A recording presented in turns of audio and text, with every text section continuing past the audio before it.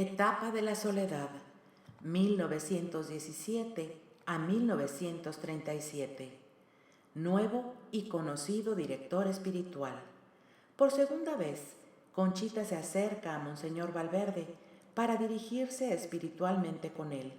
Ya lo conocía, pues le había ayudado en el breve trecho de 1904 a 1905, por expreso deseo de Monseñor Ibarra, quien había dicho a Conchita: «Me dijo, Monseñor Ibarra, que tendría cuidado de mi alma y que seguiría siendo desde el cielo mi director, un día a mí sola y otro al ilustrísimo señor Valverde. Le dejó encomendadas las obras de la cruz y a doña Concha le dijo». Cuenta de Conciencia 41, 28-29. Conchita, obediente, de inmediato entra en contacto con don Emeterio, a la sazón obispo de León, ya que había sido nombrado como tal el 17 de octubre de 1909. Por estas épocas va a empezar a recorrer, espiritualmente hablando, los caminos de la soledad, a imitación de María. Por otro lado, su orfandad espiritual y su situación familiar le daban un contexto apropiado para iniciar la vivencia de este misterio mariano. Por eso, escuchará estas palabras: «Te queda por recorrer la última etapa de tu vida, imitando a mi madre y alcanzando las gracias para las obras. Hazte el cargo de tu papel. Imita las virtudes de María en su soledad». Cuenta de Conciencia 41, 39-42. Con María en el camino de la soledad. Es interesante que en la última etapa de su itinerario espiritual, cuando ya Conchita ha recibido infinidad de gracias de transformación en Cristo, ahora sea impulsada a vivir ese aspecto de la vida de María.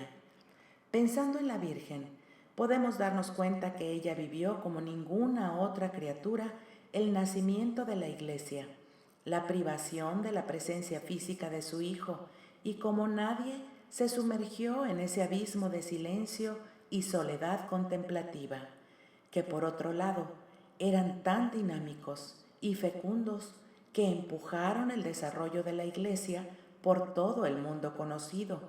Conchita va a recibir como esas instrucciones sobre el recorrido de la vida de María, perfecta cristiana, modelo de seguimiento de Jesús, portento de docilidad al Espíritu Santo.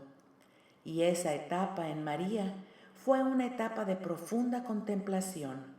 Esta mujer que desde el inicio guardaba todas esas cosas en su corazón, debió recorrer con el sentido interior, uno a uno, los pasos que vivió con su Hijo, recordar sus palabras, sus gestos, su voz, su figura. Nadie ha sido asimilado tanto a Dios como María, ni nadie asimiló tanto a Dios como ella. Conchita va a empezar, pues, a hacer ese recorrido espiritual de la mano de María. Quiero unirte a María, consuelo de los afligidos, y con ella volarás por los caminos que te esperan si eres su verdadera hija. Ella es la madre de la Santa Esperanza, ejercita esa preciosa virtud teologal como ella, la virtud de la esperanza, que es la virtud de la soledad y del dolor, la virtud que mira al cielo y que hace al corazón dilatarse. Cuenta de Conciencia 41, 210-211. Será un camino largo y doloroso de 20 años que terminará con su muerte el 3 de marzo de 1937. Luces y soledad. Durante el período que duró la dirección con Monseñor Valverde, Conchita recibió, además de las luces sobre la soledad de María, la doctrina del misterio de su participación en la fecundidad del Padre, el misterio de la Iglesia en sus tres dimensiones: triunfante, purgante y militante. Enseñanza sobre la comunión de los santos. Es un periodo rico en la comprensión de las verdades de la fe católica, registradas y comprendidas por una mística, con amplitud, con hondura y pasión. Doctrina altísima sobre el endiosamiento del alma, sobre la inhabitación trinitaria, sobre la encarnación del Verbo y específicamente sobre la encarnación mística. Además, Concepción va a tener durante esta dirección un periodo inusitado de fecundidad literaria. Entre otras obras, escribió, publicó y difundió Cadena de oro, Rosas y espinas sobre el misterio de la soledad de María, Historia de los misioneros del Espíritu Santo, Ven, oh Santo Espíritu, Pequeña Esmeralda sobre San José, Perlas de Mayo, Rubí Celestial sobre el Sagrado Corazón de Jesús, Rocío del Purgatorio, Arcoíris de Virtudes Perfectas, Sed Perfectos y Manual de Vasallos de Cristo Rey. Por su parte, Monseñor Valverde procuró acompañar a Conchita en el doloroso y desolador proceso de vivir este misterio de soledad, pero a la vez la imposibilidad que a veces mostraba don Emeterio para atender a su dirigida era quizá parte del plan divino para hacerle gustar el abandono y la dura arista de quien está en verdad solo. Como que nunca he conocido a mi Jesús ni a la vida espiritual. Me deja el Señor en horas y horas de soledad y no entiendo cómo arrimarme a Él, que es el único que me queda siempre fiel, aunque oculto en 1000 penumbras. Cuenta de conciencia 4389A. Conchita va a sufrir este periodo por la resequedad espiritual, por el alejamiento de sus familiares, pues todos sus hijos se iban marchando para seguir su propia vocación, por el aparente distanciamiento de todos aquellos hombres de iglesia que la habían apoyado en épocas anteriores y que ahora parecen ignorarla. El abismo se va haciendo más hondo. Llegó a describir ese estado. Tengo confesor y no lo tengo. Lo puedo ver tampoco. Y entre tanto me confieso con el que me hace el favor, los puros pecados. De vida espiritual ni con quién hablar. El padre Félix muy retirado, en viajes y múltiples ocupaciones. Otro padre de los misioneros que entiende mi alma se refiere probablemente al padre José Guadalupe Treviño. Nunca hay ocasión de hablarle y hasta me pienso que no las busca ni las quiere. Tengo director y no lo tengo. En León, lleno de ocupaciones, lejos. El ilustrísimo señor Ruiz tampoco puede. No me hace caso aunque lo solicite. Tengo a Dios. Y ay, mi Jesús, ni te siento ni te veo, ni te oigo, y vivo solo con la mirada de fe, con el latido de fe, con el amor de fe. Solo quiero lo que Él quiere. Eso sí, pero en esta negra noche de soledad, ni atino a saber tu voluntad santísima. Cuenta de conciencia 4485, 30 de septiembre de 1922. Hay aquí, desde luego, un aspecto subjetivo en la vivencia de Conchita. Está envejeciendo, se siente inútil, ya no tiene la misma vitalidad. Las obras van caminando con las personas que están al frente de ellas y no la consultan como antes.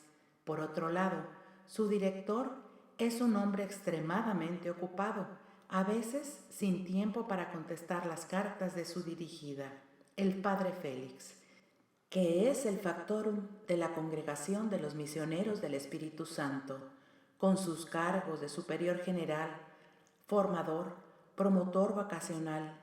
Poco tiempo efectivo tendría para atender a Conchita, sobre todo como ella quisiera. Y lo mismo el arzobispo de Michoacán, su gran amigo, Monseñor Leopoldo Ruiz. No cabe duda que todo eso pasó. Como le había sido anunciado, ahora su vida es de pura fe. Ella que estaba habituada a la voz del amado, que tenía largas conversaciones de amor con él, ella que había gozado del favor y la atención de varios obispos, que había sido escuchada y consultada, se encuentra sola, achacosa, envejecida, poco frecuentada, poco atendida. No le hace caso ni siquiera el sacerdote de turno de los misioneros, que es su hijo, y solía atenderla, como que evita las ocasiones de encuentro porque no las quiere. Se va acercando cada vez más a esa subida a Jerusalén en su itinerario personal. En esta situación extrema en la que se encontraba Conchita, comenzó a buscar ocasionalmente orientación con el obispo auxiliar de Morelia y amigo muy cercano de su padre y amigo, Monseñor Leopoldo Ruiz. No hay constancia de ello, pero debemos suponer que el mismo Monseñor Leopoldo Ruiz alentó esa relación que empezaban a hacer.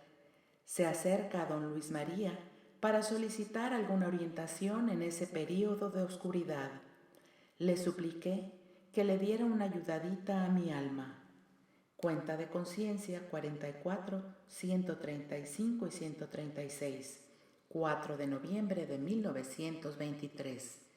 Aunque Monseñor Emiterio Valverde era nominalmente su director espiritual, en la práctica casi nunca lo veía. Cuando comenzó Conchita a tratar a Monseñor Martínez, se dio cuenta cómo le servía ese contacto espiritual. Así que se planteó dejar la dirección de don Emeterio, obispo de León. Esta vez, Conchita lo consulta con Jesús, pues no quiere herir al bondadoso prelado que ha sido tan incondicional para las obras de la cruz. Así que en su oración se entabla este diálogo. Pero, ¿y el ilustrísimo señor Valverde? Pregunta a Jesús y éste le contesta: sigue con él como siempre por ahora, porque no es tu director en la realidad, y tú necesitas otra cosa. Con esta decisión, Conchita cambió el derrotero de su itinerario de una manera simple. No le dijo nada al ilustre anciano de León, pues en realidad no había por qué. Tomó la dirección del obispo Martínez y pudo vivir con una gran intensidad y con mucha fecundidad la última etapa de su vida. Conchita conservó hasta su muerte la amistad con Monseñor Valverde, a quien siempre le vivió agradecida por su generosidad. Luces del Hijo de la Luz. Casi 8 años y medio había durado la dirección de don Emeterio Valverde y Telles, de 1917 a 1925. Ahora confiaba su camino espiritual a este hombre que resaltaría excepcional. Monseñor Martínez la va a acompañar hasta el día de su muerte, que acaecerá dentro de 11 años y 8 meses. En este tiempo, largo en cierto sentido, la llevará hasta las cumbres de la vida cristiana y mística. Conchita y Monseñor Martínez se encuentran por primera vez el 4 de noviembre de 1923 en la Ciudad de México. De ahí se verán al menos 2 veces, una en 1924 y otra en 1925. Conchita le solicitó y él accedió a darle unos ejercicios espirituales del 1 al 10 de julio de 1925. Tuvieron lugar en la Casa General de las Religiosas de la Cruz. El último día de los ejercicios, ella anotó: me entregó nuestro Señor a mi director, Monseñor Martínez. Cuenta de conciencia 59-98. Con la aceptación que don Luis María hizo de dirigir a Conchita, entró a formar parte de estas obras y también se va a beneficiar de la espiritualidad. Por su parte, Conchita acepta a Monseñor Martínez como su hijo espiritual y Jesús le da el título de Hijo de la Luz. Así, Esta etapa de Conchita tan crucial va a ser iluminada con la potente luz de la sabiduría de Monseñor Martínez, con su también profunda vida espiritual, optimismo y simpatía. Monseñor Martínez tuvo, además de sus dotes personales, una especial clarividencia para entender a Conchita y centrarla en lo fundamental. Para comenzar, la tomó en serio y, por tanto, su papel como director lo vivió con gran responsabilidad. Se dio cuenta de que ella estaba llamada a una gran santidad y actuó en consecuencia. Comienza, cómo no, leyendo resúmenes sobre la experiencia espiritual de Conchita. Entiende perfectamente el camino que Dios le había dado a su dirigida. Batalla para quitar todos los estorbos. Le sacude los restos de la fortísima formación jesuita, un tanto rígida, para que acepte sencillamente que ha sido engalanada con gracias especiales, porque Dios lo quiso, y no porque mirara a los méritos o menos de Concepción. La invita a que acepte las amarguras y terribles sufrimientos que derivan de su unión con el corazón de Jesús. Intuye en el centro de toda la vida de Gracia en Conchita. Es la encarnación mística, a la que le da el título de Gracia de las Gracias y Gracia Central. De esa gracia deriva todo, la maternidad espiritual respecto a Jesús y por él, a los sacerdotes y a los demás bautizados. Centrarse en el centro. Monseñor Martínez comprendió que Conchita necesitaba una atención, digamos, personalizada. La profundidad de su experiencia espiritual, nada común, la abundancia de los textos escritos en clave mística, las realidades de las obras fundadas, la cantidad de personas, sacerdotes, religiosos y religiosas, laicos, hombres y mujeres, jóvenes, adultos, ancianos que estaban ya bebiendo de esa espiritualidad merecían, por parte de ese pastor, un esfuerzo de comprensión y dedicación. Fue a través de los ejercicios espirituales como él comprendió que podía ayudar más eficazmente a Conchita. Entonces, los temas que él escoge para que ella ore y medite nos dan la idea de lo que estuvo viviendo estos últimos años. 11 tandas recibió. En 1925, del 1 al 10 de julio en la Casa General de las Religiosas de la Cruz, con el tema Gracias para agradecer, admirar y amar. Es un recuento de los dones que Dios le ha hecho a lo largo de su vida porque la ama. 2. 1926. Del 16 al 25 de julio en Morelia, Casa de Monseñor Martínez, con el tema Amar al Espíritu. En el interior de la Trinidad, el Espíritu Santo tiene el papel de lazo de unión. Es el patrón de las obras de la cruz. Solo bajo su inspiración se llega al corazón de Jesús. 3. 1927. Del 9 al 17 de septiembre en Morelia, Casa de Monseñor Martínez, con el tema Ser Madre. La vocación de Conchita es a la maternidad, expresada claramente en la encarnación mística. 4. 1928. Del 22 al 30 de noviembre en Morelia, Casa de Monseñor Martínez, con el tema Ser Jesús crucificado. Su amor al crucificado, su identificación con él, su vocación de víctima con la víctima, encuentra amplia resonancia. 5. 1929. Del 14 al 30 de noviembre en Morelia, Casa de Monseñor Martínez, con el tema El interior del corazón de Jesús.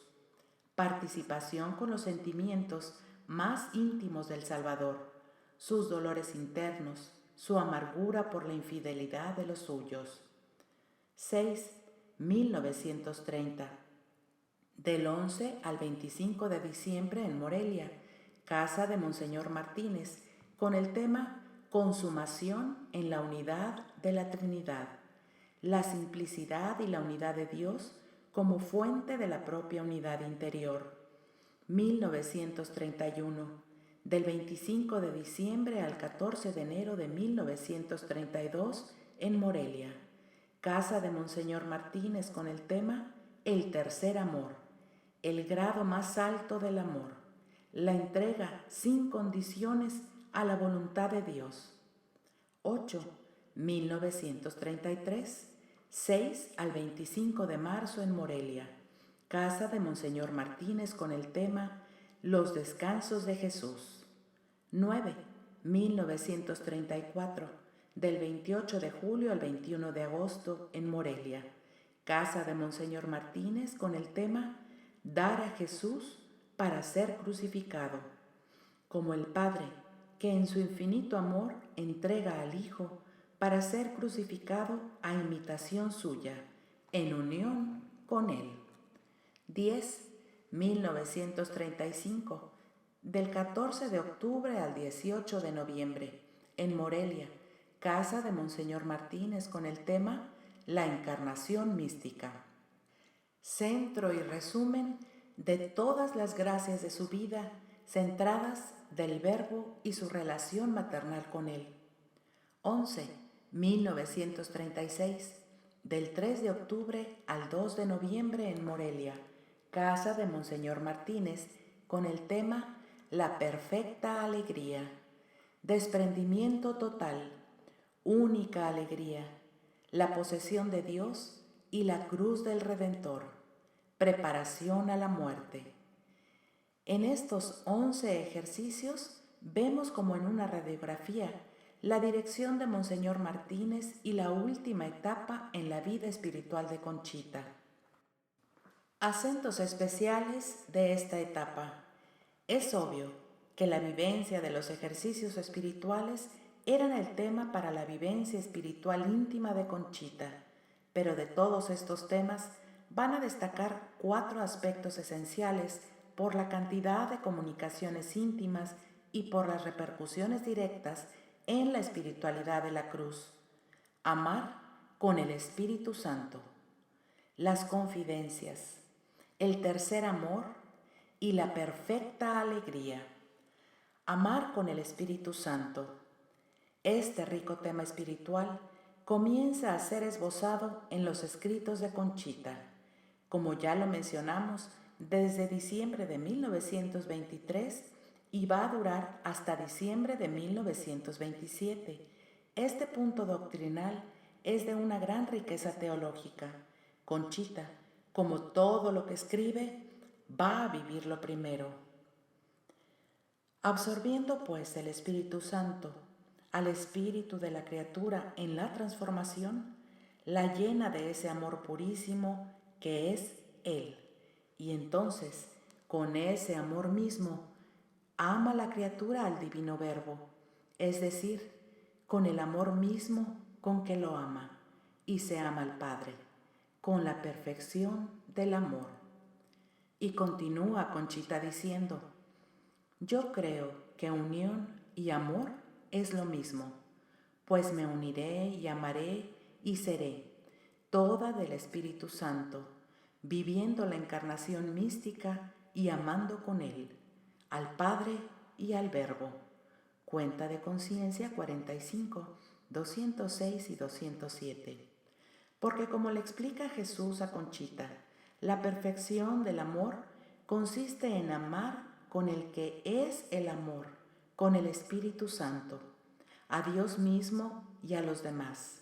Y en otra ocasión, que ella deseaba unirse más y más al Espíritu Divino, el Señor le indica: Él se comunica de tantos modos.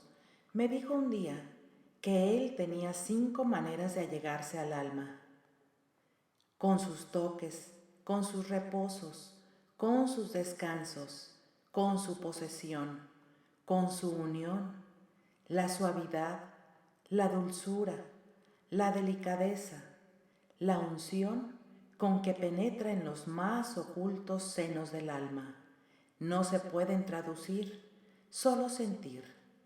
He estudiado en los puntos los tantos modos de amar con el Espíritu Santo, a cuál más perfectos, y procuraré estudiarlos, sentirlos y vivirlos. Cuenta de Conchita 47, 16 a 78. En las explicaciones que Jesús le hace a Conchita de estos riquísimos temas, le dice que lo que realiza el Espíritu Santo en el corazón de quien lo acoge es ampliar la capacidad para amar, para la ternura, para la entrega. Por eso, Conchita comprende que para que ella realice su vocación y también para que todo cristiano lo haga, debe contar con la fuerza del amor que solo sabe dar el Espíritu de Dios. Las confidencias. Con este nombre se conoció el conjunto de comunicaciones sobre los sacerdotes que Dios le dio a Conchita a lo largo de varios años. De manera dispersa, en la cuenta de conciencia, ella va a ir anotando múltiples conceptos sobre la vida, misión y espiritualidad de los sacerdotes en un período que va de 1927 a 1931.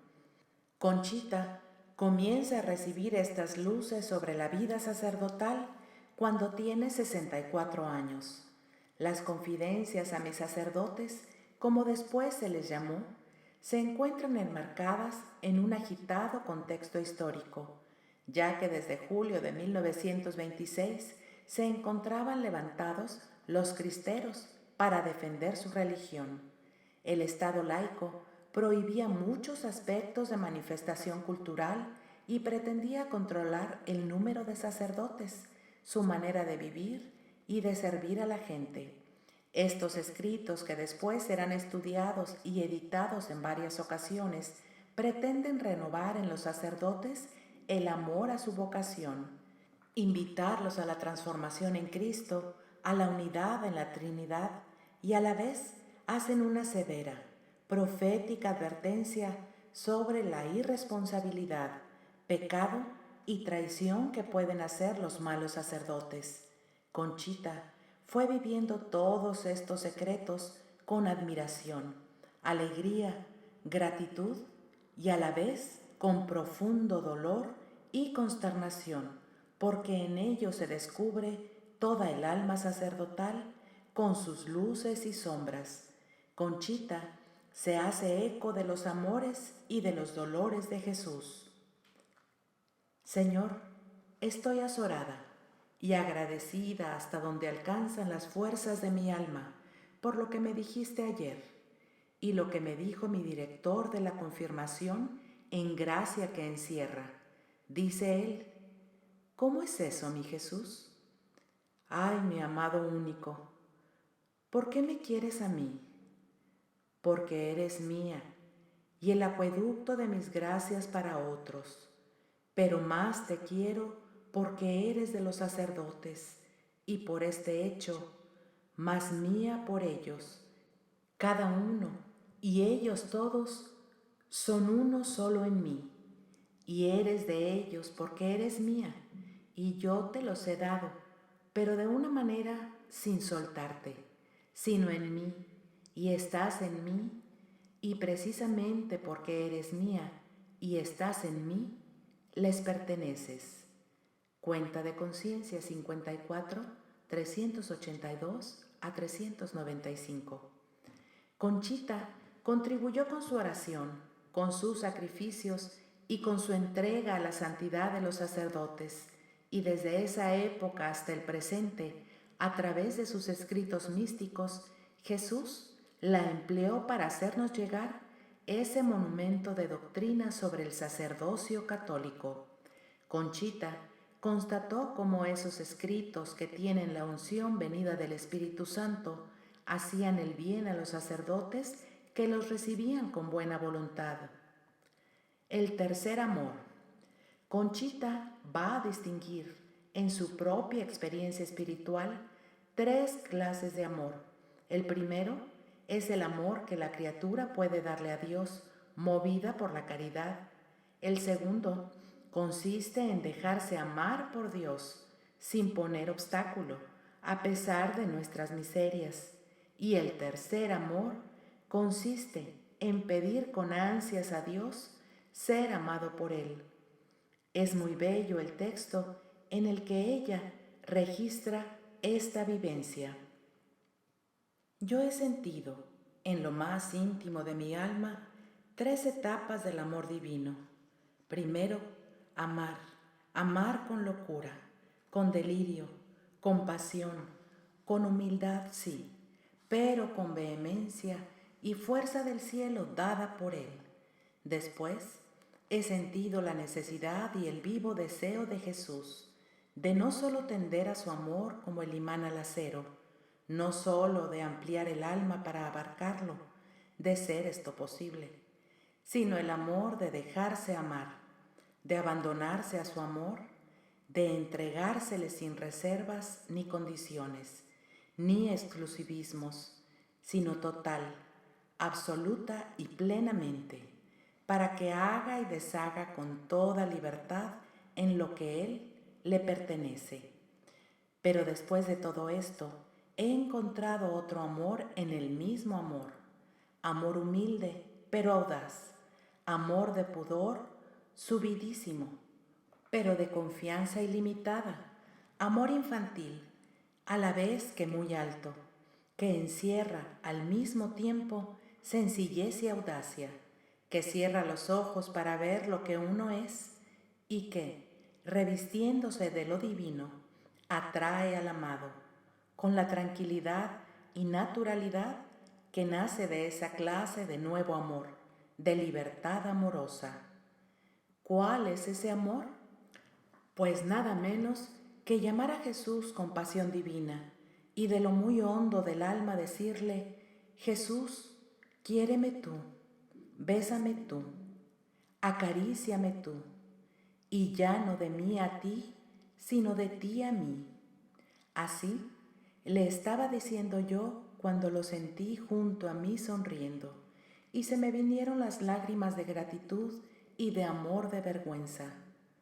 Y lo peor es que siento que le gusta que lo ame ahora así, y ahora así lo estoy amando de lo muy hondo del alma, con amor de niña, que le gusta que la quieran, que la besen.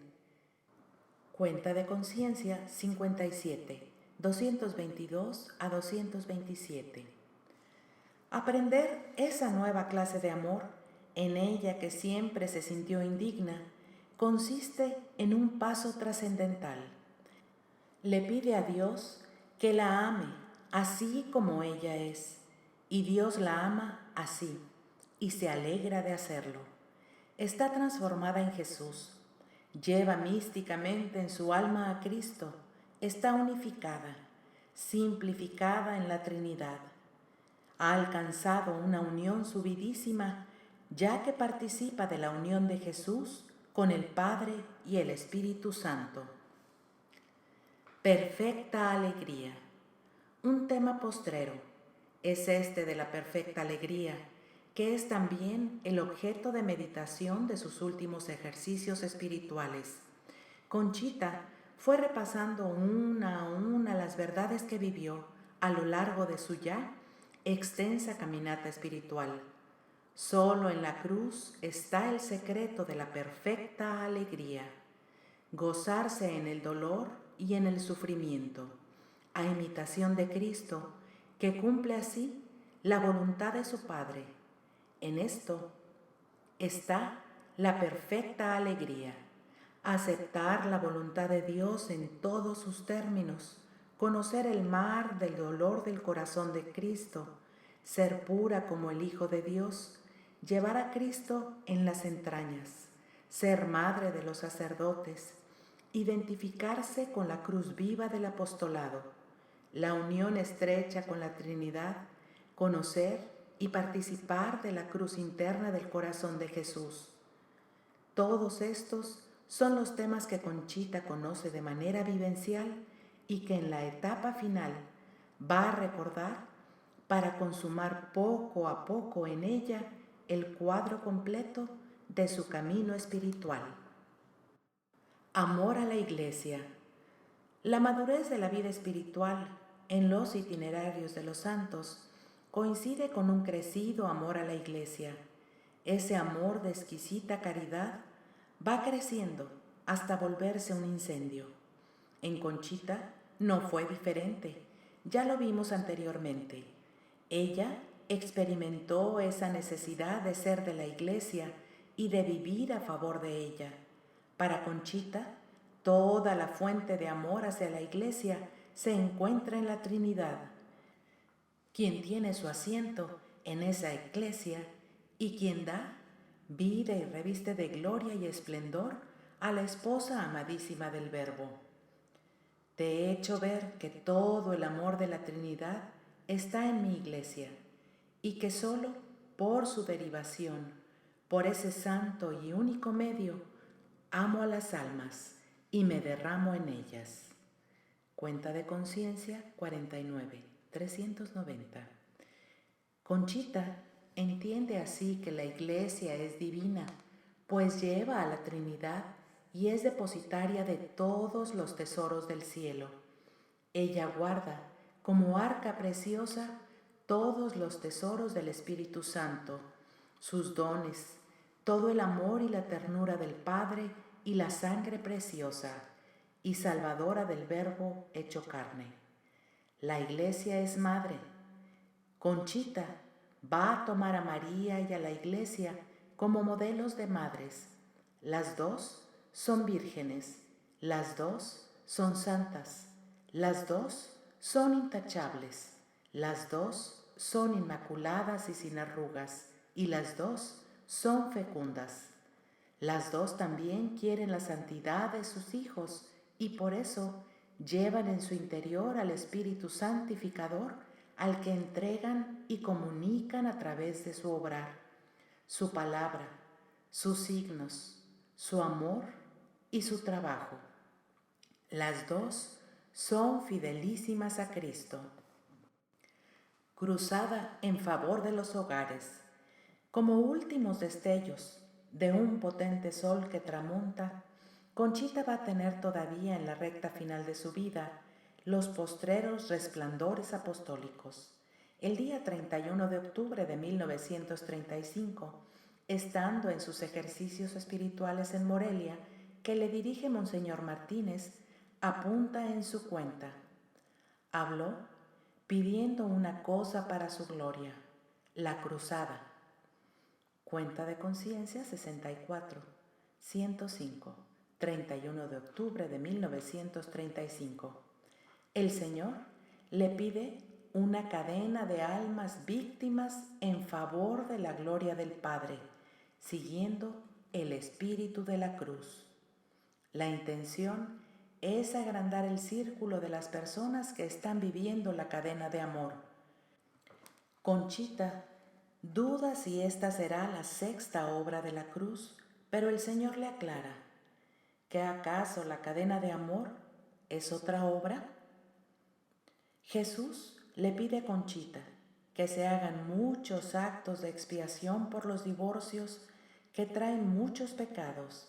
También se repararán por este medio los pecados de las madres criminales, de las madres frías y descuidadas que abandonan la educación interior de sus hijos y los dejan en peligro de perversión, y también por los pecados ocultos de los sacerdotes, pero sin decírselo a ellos.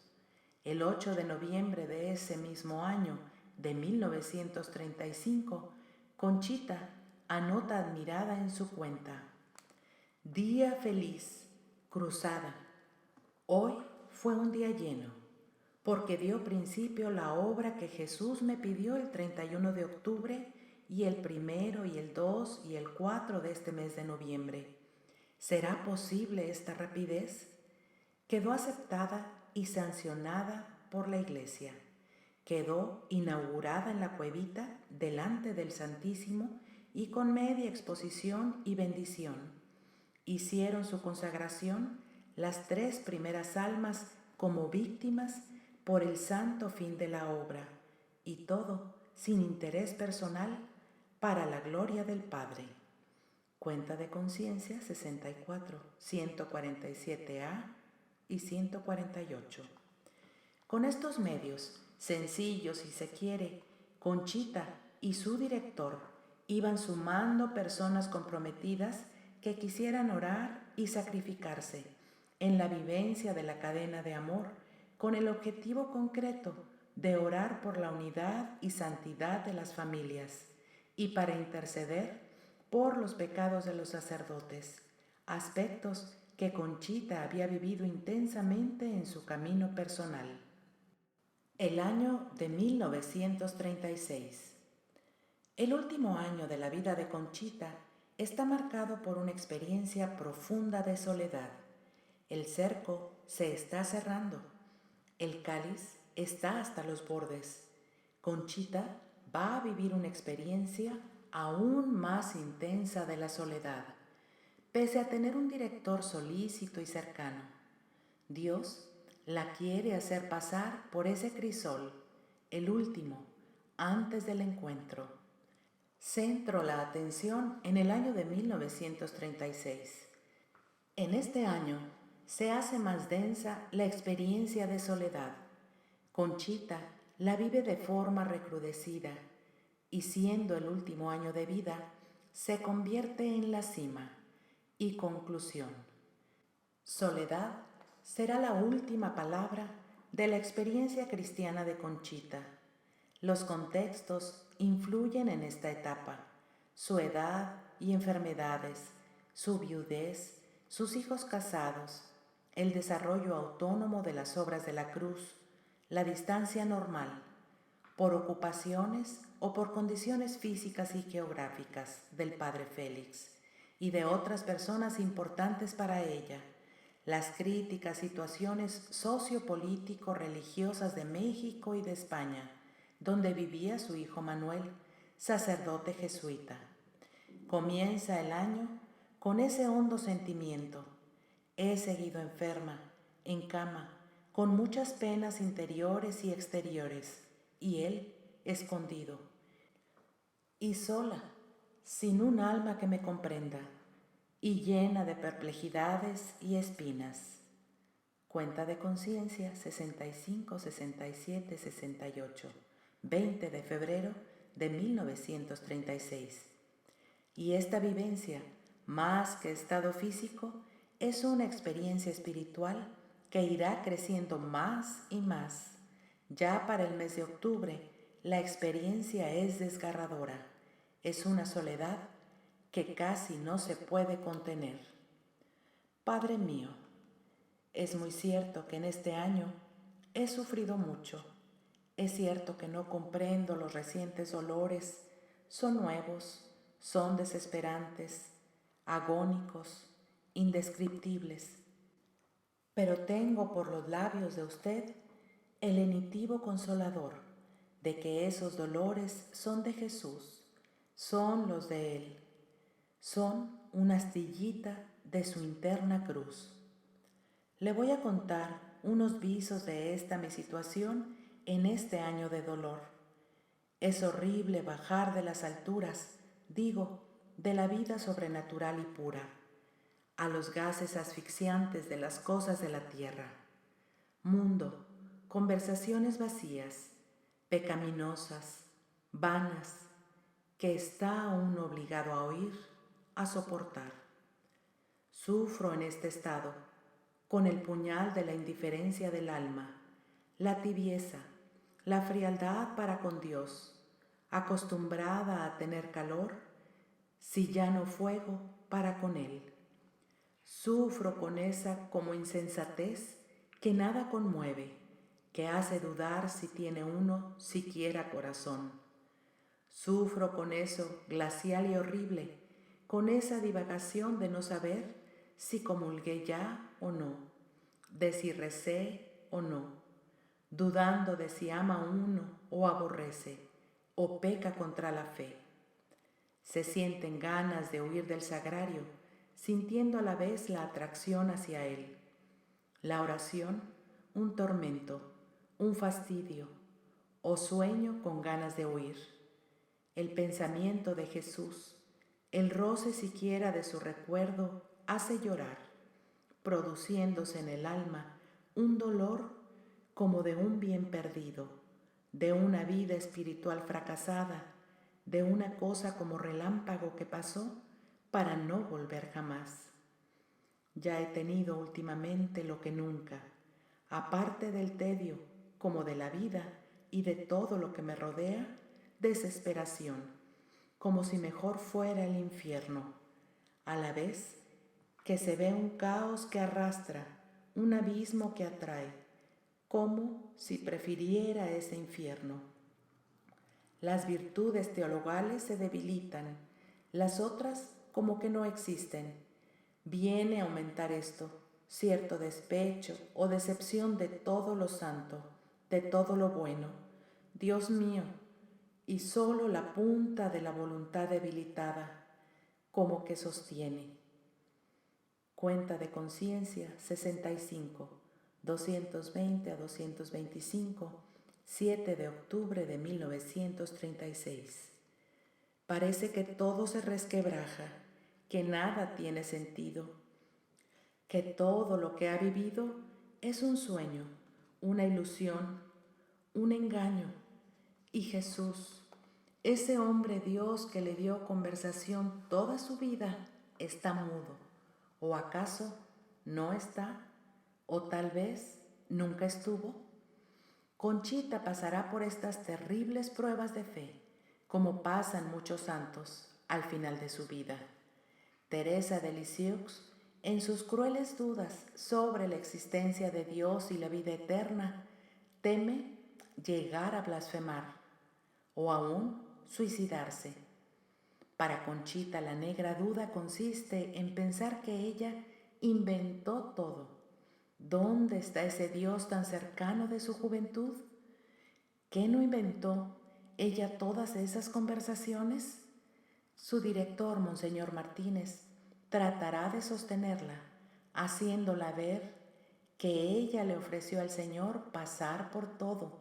Ahora Él la lleva a la cima del Calvario, a la conclusión de su obra, a la entrega sin límites a ejemplo de su amado. Conchita todavía hará los ejercicios espirituales en Morelia con el tema final para ella de la perfecta alegría. Regresando de ellos, hizo algunas últimas visitas y se acostó en su cama rendida del cuerpo y del alma. No se levantaría más. Todo está consumado. Conchita, llegando de sus ejercicios, sufrió de una infección general. Esto le afectó al hígado, a los pulmones y al corazón. Se llenó de llagas y de protuberancias. Tuvo calentura y violentos accesos de tos. La última vez que escribió en su cuenta de conciencia fue el día de su santo, de 1936. Calladito, Jesús, por más que le pedí mi cuelga. Pasé ese día tan lindo de la Inmaculada en cama, enferma, con lágrimas y penas del alma, pero con paz, ofreciéndolo todo por los sacerdotes. Hace un año pasé este día en retiro, en el templo expiatorio de León. Habló lindo de la pureza. He tenido muchas cuelgas de misas de Manuel 30 y de los misioneros y de otros muchos sacerdotes y algunos señores obispos. Oh mi Jesús, bendito seas y todo para tu gloria. Cuenta de conciencia 66, 184, diciembre 8 de 1936. Los largos días en medio de los dolores físicos y las desolaciones espirituales se hacían pesadísimos. Cuando ya no pudo estar más en cama, la pasaron a un sillón. Aún en este estado, se arrastraba para visitar al Santísimo, que estaba en la habitación contigua a la suya. Los sufrimientos espirituales de Conchita fueron tremendos, le cuenta a su director espiritual. Del alma, ay Padre mío, en espantosa soledad, me veo perdida, aunque no quiera, y todo fracasado. Ya sé que no es cierto, ni lo consiento, pero como avalancha me apachurra. Ya veo la muerte enfrente. Carta de Conchita a Monseñor Luis María Martínez el 16 de diciembre de 1936. Conchita comenta que se siente sumergida en una soledad tan sola y con el alma a punto de reventar, llena de tentaciones, amarguras, y de Jesús, como le escribe a su director, ni sombra. El 21 de febrero fue desahuciada por los médicos, fue entrando en la recta final. El 2 de marzo estuvo semi-inconsciente. A las 7 de la tarde le vino un síncope y parecía ya el fin.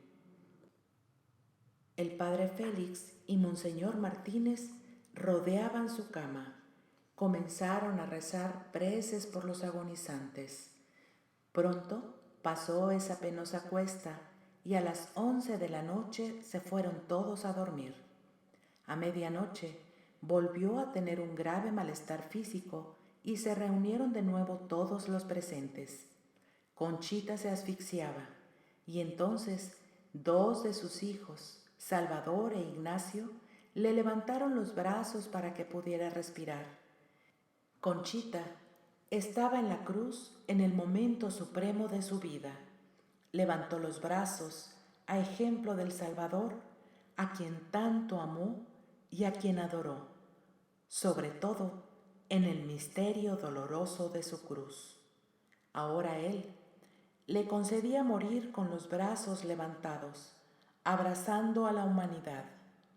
Pero todavía duró la agonía. Dijo algunas palabras para las religiosas de la cruz, bendijo a sus hijos, nueras y nietos. Después, sin decir palabra, sin exhalar una queja, inclinó la cabeza y expiró. Eran las 12:20 a.m. del día 3 de marzo de 1937. El camino de la cruz de Jesús, cruz viva, había concluido. Conchita fue amortajada por las Madres de la Cruz con el hábito del oasis, pues el Papa San Pío X le había concedido la gracia de morir como religiosa de la cruz. El cadáver de Conchita fue puesto en su oratorio. Se celebraron muchas misas y comenzaron a llegar innumerables personas a venerar sus restos mortales. Tocaban su cadáver con rosarios, medallas, lienzos, imágenes. El entierro fue al día siguiente, 4 de marzo de 1937, en el Panteón Español, y la acompañó una gran multitud. Sus restos fueron exhumados y ahora se encuentran en la cripta de la Iglesia de la Soledad en el Altillo, Coyoacán, Ciudad de México. Su causa de canonización comenzó el 13 de abril de 1956. El Papa Juan Pablo II la declaró venerable el día 14 de diciembre de 1999.